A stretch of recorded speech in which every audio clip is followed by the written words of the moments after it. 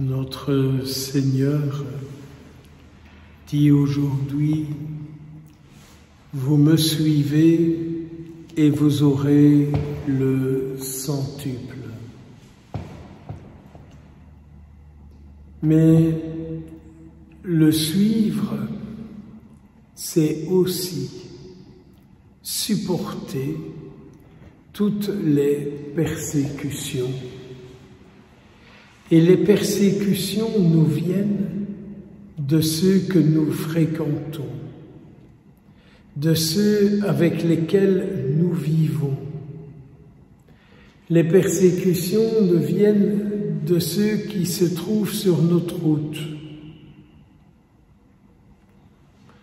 Quand je médite ça, je me dis, c'est vrai, c'est d'eux que me viennent ces persécutions. Des membres de la famille, des connaissances, de ceux que je croise, de ceux avec lesquels je vis, de ceux vers lesquels je suis envoyé. Les persécutions me viennent de là, et c'est là que je me trouve en communion avec Jésus. Jésus qui, avant nous, a vécu les persécutions par ceux qu'il a fréquentés, ses disciples. N'oublions pas que Jésus a été vendu pour 30 pièces. N'oublions pas que Jésus, à qui il a assuré la primauté, l'a renié et il a dit qu'il ne le connaissait pas. Tous les autres sont tous foutus le camp et ils l'ont abandonné. Les personnes que Jésus a guéries, qu'il a nourries, qu'il a délivrées, ce sont bien ces personnes-là qui ont crié « à mort, crucifie-le ». Donc il ne faut pas s'étonner des misères qui nous arrivent par ceux pour lesquels nous avons souhaité du bien, du bon, et à qui nous avons donné le meilleur de nous-mêmes. À qui nous avons donné le meilleur de nous-mêmes. On s'est heurté à leurs péchés, on se heurte à leur histoire, on se heurte à leur coincement, à leur manque d'humour, ou peut-être un type d'humour qu'ils n'ont pas su entendre ni supporter, et qui donc ont amené des réactions vis-à-vis de nous, qui peuvent aller jusqu'à l'abandon, le rejet, et pire encore, nous détruire encore par la suite, verbalement, en diffusant de faux esprits contre nous-mêmes. Mais notre Seigneur Jésus dit, n'oubliez pas une chose, d'être toujours attaché à moi, quoi que vous vivez. Restez toujours attaché à moi, et je serai celui qui viendra vous fortifier en toutes circonstances. Et donc, le Seigneur Jésus nous propose un détachement. Ne t'attache pas, ne donne pas ta force, ne donne pas ta santé, ne donne pas ta vie à ceux qui ne te veulent pas du bien, quoi.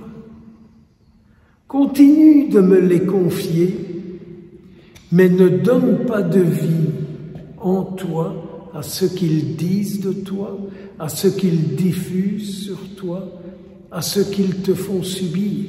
Leur donne pas de vie, surtout, ne laisse pas vivre ces choses-là en moi, mais simplement amène-les-moi. Amène-les-moi et par ta prière, attache-les à moi. Tu leur feras beaucoup de bien et qui sait, peut-être que je pourrai un jour les éclairer. Qui sait que peut-être un jour je pourrai les guérir.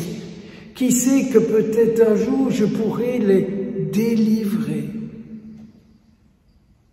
Regarde comment j'ai vécu, regarde comment j'ai aimé, et tu verras qu'en moi, je n'ai pas gardé de rancœur, je n'ai pas gardé de ressentiment, mais j'ai continué de dire, leur péché est tellement fort qu'ils ne savent pas ce qu'ils font. Et c'est peut-être ça que Saint Pierre dit dans sa lettre aujourd'hui. Je ne sais pas vous, mais moi, j'ai été attaché sur une petite phrase. La grâce que nous apporte la révélation de Jésus-Christ.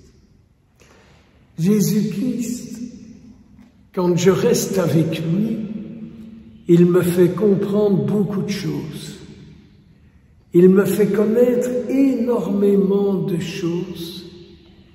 Il me fait comprendre ce que je vis et où je dois me fixer. Sa grâce en nous nous dit où nous attacher, à qui nous attacher, comment nous attacher. Nous attacher à son esprit, nous attacher à sa parole, méditer ce qu'il dit, nous unir à lui du mieux que nous le pouvons. Et vous verrez, comme il dit très bien en terminant ce passage d'aujourd'hui, vous serez saints car moi je suis saint.